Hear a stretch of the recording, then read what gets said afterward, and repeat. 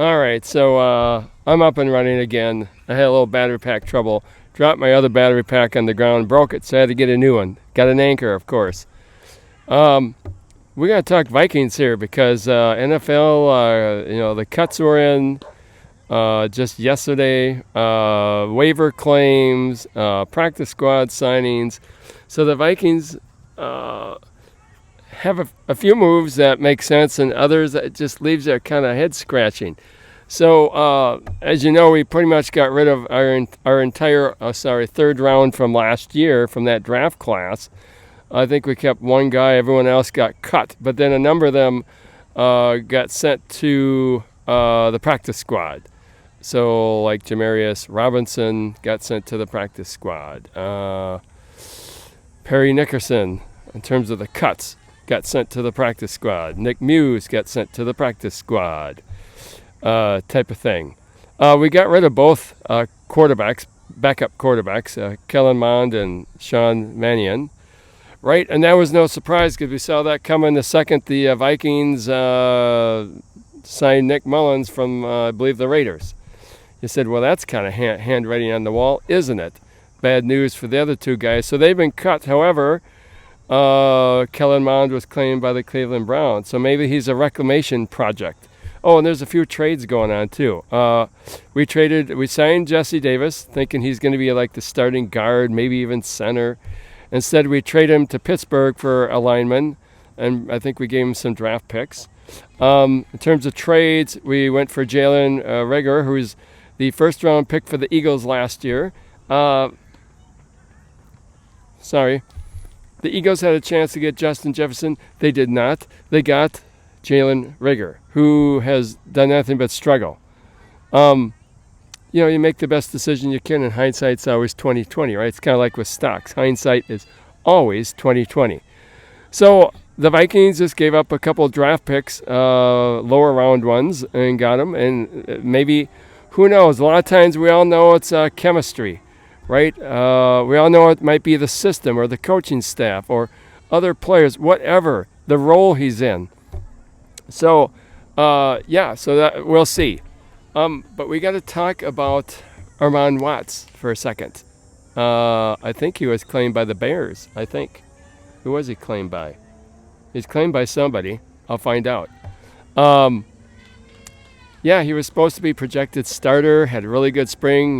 He's been here a couple of years, gets better every year, and then we cut him. And it's clearly a salary cap move because we then traded for a lineman from, I think, Texas. Type of thing, who has a worse PFF rating, worse this, worse that. So on paper, you say, Watts is the better guy. Salary cap move. So clearly it's Moneyball, right? Everyone's seen the movie Moneyball, right? Our GM is doing Moneyball moves. But this is what, I got to be honest with you, this is the head scratcher move for me. They saved like $1.3 million by dumping Watts and getting this other guy, Blaylock, I'm not quite sure of the name. But is it too much thinking, overthinking? You got a guy that has shown potential, shown ability, a known quantity, fits in your system, and then you dump him for money. Salary cap move. So this is one move. I don't know. Might be the Vikings come to regret, but then again, I'm not the GM, I'm not the coach. And I would say this, the GM doesn't just arbitrarily take players. Mensah, our guy, GM, doesn't just say, oh, you know what, I think I'll get rid of that guy. It's in total consultation with the coaches. Remember, we have a new collaborative system type of thing. But a lot of these players that got dumped on cuts, Zimmer was, I guess, right about Mond in terms of Minnesota. It also bodes well for Spielman. But then again, anytime you get a new management, new coaches, they want their own people.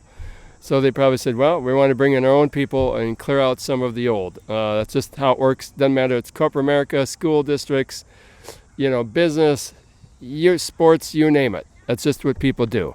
And sometimes the moves are head-scratching type of thing. But, interesting.